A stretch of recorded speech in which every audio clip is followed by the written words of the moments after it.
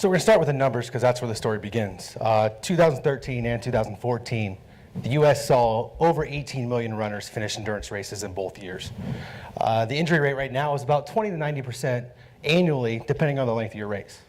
Now with that, 4 decades of research has tried to reduce that injury rate with no success. Now why is that? Well, in my idea, it's because our endurance runners are mostly training outdoors, highly variable environment. As we go for length, as we become physiologically fatigued and our mental focus deviates, what happens to that unsuspecting perturbation? How do we respond? Well, as researchers, we like to control our environment. Sometimes we over-control our environment because of the equipment we need to investigate.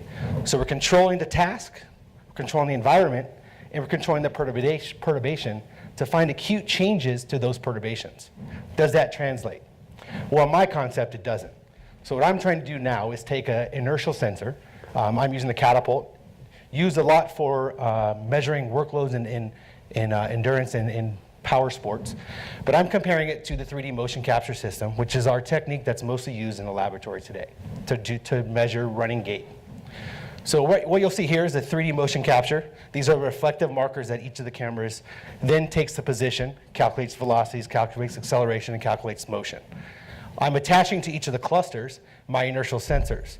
Now, what is an inertial sensor? Well, they're equipped with triaxial accelerometers, a triaxial gyroscope, and a magnometer, which can tell me the motion of the segment of the body. I have them on each of the segments of the lower leg, so the thigh and the shank on each side, so I can do bilateral differences. And I also have 2 on the upper torso. I want torso inclination.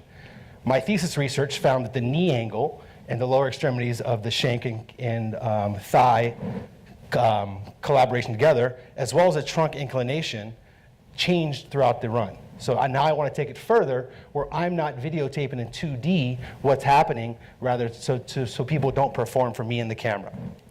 My task currently is I have a treadmill.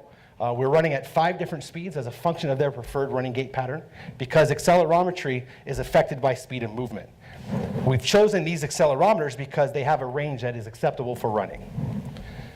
The stage we're at right now is at the task and the analysis, where this is a 3D motion capture. So again, from these position data, I'm going to calculate with a derivation the angular velocities.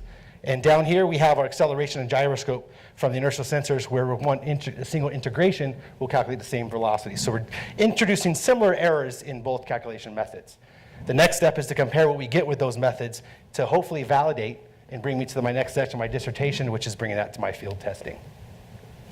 Thanks.